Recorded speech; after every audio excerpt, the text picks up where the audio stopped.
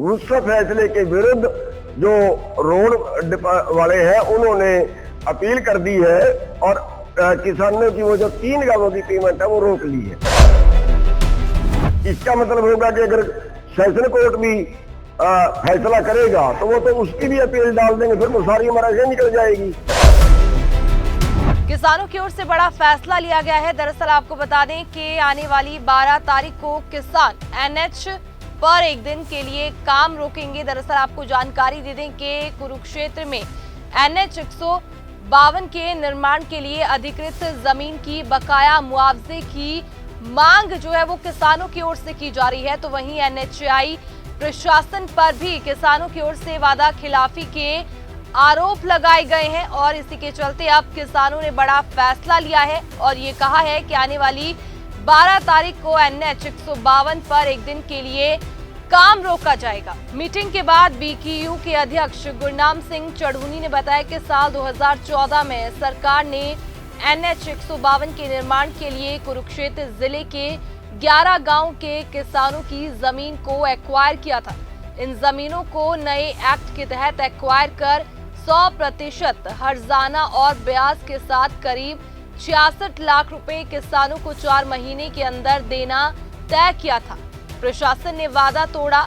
चढ़ूनी के मुताबिक एनएचएआई ने उस समय किसानों को करीब 66 लाख रुपए में से 45 लाख रुपए दिए थे, मगर बकाया राशि के लिए किसान संघर्ष करते रहे।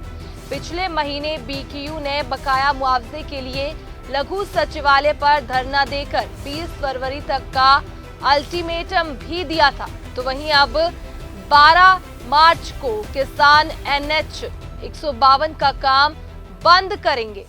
आज हमारी मीटिंग पहेवा के अंदर जो अनाज मंडी में किसान रेस्ट हाउस है वहां पे मीटिंग हुई है और जो रोड है जो पहेवा से अंबाला रोड निकल रहा है इस पे जो जमीन एक्वायर हुई थी उसका डीसी साहब ने एक फैसला किया था। उसमें 70% सॉल्यूशन और दिया था और उसके ऊपर 21 महीने का ब्याज दिया था जो 26 लाख रुपए रकम बनी थी। 3 गांवों का वो फैसला किया था और उसके पहले जब हमने एक बार आंदोलन किया था तब रोड प्रशासन ने ये कहा था कि जो भी डीसी साहब फैसला कर दे या जो भी कोर्ट फैसला कर दे हम उसकी अपील नहीं करेंगे, वो हम मानेंगे और किसान अपील करने के लिए आजाद होगा। लेकिन उस फैसले के विरुद्ध जो रोड वाले हैं उन्होंने अपील कर दी है और किसानों की वो जो 3 गांवों की पेमेंट है वो रोक ली है। इसका मतलब होगा कि अगर सेशन कोर्ट भी फैसला करेगा तो वो तो उसकी भी अपील डाल देंगे, फिर वो सारी हमारा से निकल जाएगी। तो इसलिए आज फैसला किया है कि आने वाली 12 तारीख को बुधवार को ठोड़ के अंदर इकट्ठे होंगे सुबह 9 बजे ठोड़ नई अनाज मंडी के अंदर और वहां पे जो है इस रोड का काम एक दिन के लिए सांकेतिक बंद कराएंगे और अगला फैसला जो होगा वो उसी पंचायत में लिया जाएगा। और दूसरा, जिन गांवों की जमीन जारी है वो उनके साथ लगते और उन सबसे प्रार्थना है कि 12 तारीख को सभी उसमें हिस्सा लें क्योंकि सभी किसान एक मंच पे आके लड़ेंगे तो ज्यादा वजन बनेगा।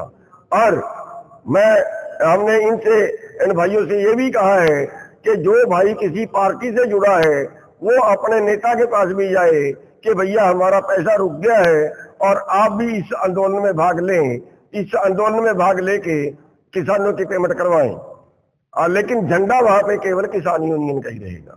तो ये आज के जो है वो फैसले हुए हैं और 12 तारीख को 9 बजे रोड का काम बंद कराया जाएगा। पीछे भी आपकी डीसी साहब से बात हुई थी तो क्या वो एक भी मांग थी जो आपकी कोई नहीं?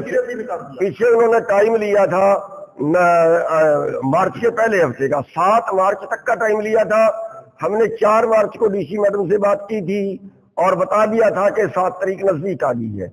फिर 7 तारीख को भी बात की थी, फिर बता दिया था कि अब हमारी 10 तारीख को मीटिंग है।